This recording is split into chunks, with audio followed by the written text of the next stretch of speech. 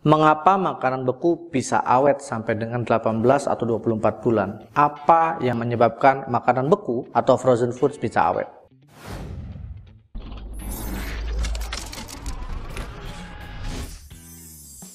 Teman-teman harus paham bahwa salah satu pengolahan pangan, salah satu pengawetan pangan yang bisa mengawetkan makanan hingga jangka waktu yang lama adalah metode pembekuan. Kenapa? Karena pembekuan makanan ini adalah cara yang efektif untuk mengawetkan makanan, karena sebagian besar bakteri yang menyebabkan kebusukan atau menyebabkan makanan tersebut menjadi tidak awet tidak dapat beraktivitas, tidak dapat tumbuh, bahkan mati dalam temperatur beku. Bakteri akan tidak aktif dalam temperatur minus 18 derajat Celcius.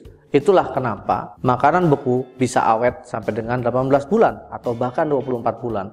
Karena sebagian besar yang menyebabkan proses pembusukan sudah dieliminasi atau direduksi, sehingga tidak ada lagi yang bisa menyebabkan kebusukan. Makanan beku perlu ada pengawet nggak sih? Kenapa produk-produk makanan beku ini bisa diawetkan sampai dengan 18-24 bulan tanpa pengawet? Salah satu hal yang perlu Anda tahu bahwa metodologi pengawetan menggunakan prinsip pembekuan sudah terjadi sejak lama. Di Eropa sejak tahun 1885 sudah dimulai perdagangan hewan ternak yang sudah disembelih kemudian diperjualbelikan dengan cara produk tersebut dibekukan. Tentu saja tidak menggunakan teknologi pembekuan, tapi dengan iklim subtropis di sana, produk-produk tersebut secara otomatis akan beku ketika disimpan dalam suhu minus atau pada saat musim dingin tiba. Sehingga konsep inilah kemudian tahun 1929 ada seorang yang kemudian memperkenalkan secara massal bagaimana teknologi pembekuan ini bisa mengawetkan makanan hingga dalam waktu yang cukup lama, dan mulailah industri frozen foods dimulai sejak saat itu, di mana penemunya adalah Clarence Birdseye yang mempopulerkan makanan beku pada saat itu.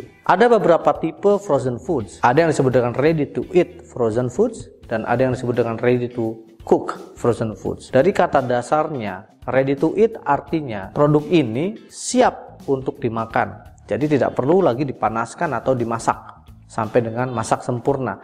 Cukup dihangatkan, produknya dicairkan, dalam kondisi beku dicairkan, kemudian dipanaskan dan siap untuk dikonsumsi. Namun produk-produk yang lain masih berupa makanan mentah atau raw, atau ready to cook. Makanan ini harus dimasak dulu sebelum kemudian dikonsumsi. Beberapa produk frozen foods juga ada yang menggunakan metode tersebut, di mana si produsen kemudian membekukan produk dalam keadaan mentah, sehingga nanti konsumen akan mempreparasikan produk tersebut, dimasak dulu sampai sempurna memasaknya, kemudian baru dikonsumsi. Jadi bedanya ready to eat berarti produknya sudah dimasak kemudian dibekukan, sementara ready to cook produknya ini masih mentah kemudian dibekukan dan dijual ke konsumen. Nah, tergantung konsumen lebih prefer yang mana. Tetapi dalam beberapa metode atau dalam beberapa prakteknya, konsumen akan memilih tergantung penggunaannya nanti. Apakah dia akan diolah lanjutan atau dia langsung mengkonsumsi. Sehingga kategori ready to eat atau ready to cook frozen foods itu tergantung pada produsen dan konsumen yang akan membeli produk tersebut sebagai pilihan bagaimana penggunaan produk tersebut nantinya. Bersama saya Samsul Arifin. Sampai jumpa.